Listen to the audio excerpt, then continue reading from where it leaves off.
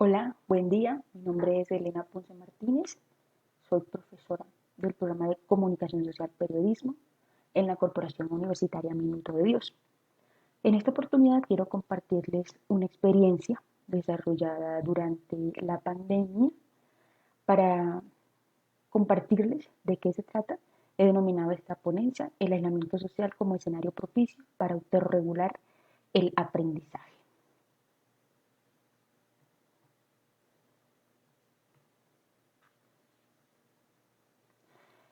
Como para todos es muy bien conocido, este aislamiento social nos cambió la vida completamente.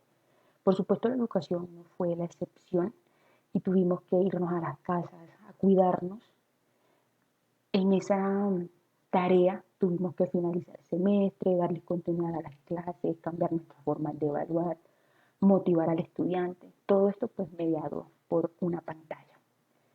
En este escenario en el que se comienzan a cocinar muchas cosas, digamos que los ingredientes que se tuvo en cuenta para esta experiencia fue el aprendizaje mezclado o blended learning, que es el que combina aquella parte del aprendizaje sincrónico y asincrónico, el diseño instruccional, que se vio también en la necesidad de cambiar, ajustarse ahora, mediado por una pantalla, el uso de las TICs, tareas mucho más específicas, el hecho también de estar encerrados, no dejar tantas tareas, todo eso también se tuvo que modificar. Por supuesto, el aprendizaje colaborativo que va de la mano con el conectismo, visto como una teoría de aprendizaje en la cual ese aprendizaje, esos procesos de enseñanza y aprendizaje están relacionados directamente con aprender de forma en red, en conexión. Entonces, ese conectismo desde el 2004 cuando se propuso, digamos que ahora tiene mucha mayor vigencia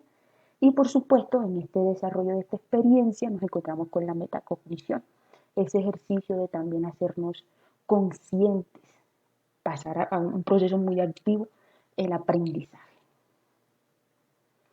Entonces, ¿cómo hicimos esta reflexión que nos condujo a analizar este escenario dentro del cual se suscita la autorregulación del aprendizaje? Entonces, utilizamos una metodología mixta de enfoque secuencial explicativo, en la cual estas dos fases, una cuantitativa y la segunda cualitativa. En esa primera fase se aplicó el instrumento, estrategias, motivaciones de aprendizaje, con el cual se indagó cuáles son esas estrategias de autorregulación que particularmente el grupo de estudiantes de primer semestre de comunicación social, en ese momento pues eran 11 estudiantes, cuáles eran esas estrategias que utilizaban diariamente para aprender. Y la segunda fase, que fue la cualitativa, surgió de los resultados dados en la fase anterior. Entonces, a partir de esos resultados, se desarrollaron 4 actividades, entre las cuales se encontraban elevator pitch, que son unas grabaciones de discursos frente a la cámara, podcast, que son también unas piezas sonoras, ensayos y foros en el aula virtual. Entonces, cuando los estudiantes hacían cada una de estas actividades, debían entregar en el aula virtual un texto corto en los cuales reflexionaban sobre cómo les había ido con esa tarea, con la elaboración, si habían tenido algún tipo de dificultad y al mismo tiempo cómo lo mejorarían. Entonces, a partir de los datos cuantitativos, se pasó a la fase cualitativa. ¿Cuáles fueron esos resultados? Entonces, del instrumento se encontró que lo que fue el pensamiento crítico y la organización como estrategias eh, están muy dados con la media, es decir, el estudiante no presenta un desempeño muy significativo en el uso de estas estrategias. Caso contrario, por ejemplo, con la regulación de la metacognición, y después de esa que estuvo a la más alta seguía la estrategia de elaboración, ensayo. Entonces, específicamente estas 4 estrategias tienen un comportamiento bastante diferente.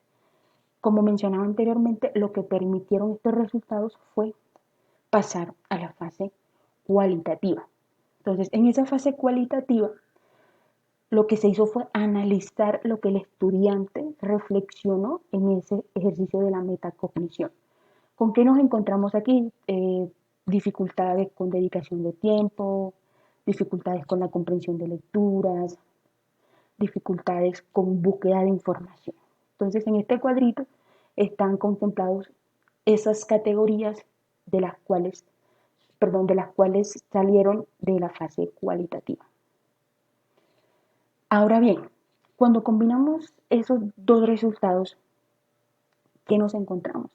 Nos encontramos que nuestros estudiantes, a partir de este ejercicio de la metacognición, busca como una forma de mejorar su aprendizaje, que es más consciente que debe dedicarle mayor tiempo a la búsqueda de información para comprender lecturas. Dos, de este resultado también la comprensión de lectura debe ir arraigada a fortalecer el acceso a la información, a esa mejorar esa búsqueda en internet, tener en cuenta cuáles son los portales que tienen mejor información, cómo buscar en bases de datos. Eso es un ejercicio pues que ya al volverlo consciente facilita mucho más estrategias de aprendizaje. Asimismo, importante también que sale como conclusión de esto la organización del tiempo para dar con las tareas académicas y de la casa. Y finalmente, como profesores, como comunidad académica, hacer un ejercicio constante entre las estrategias que se utilizan y los resultados de aprendizaje que se buscan con este uso de estrategias. Muchísimas gracias. Así finalmente cierro esta breve exposición.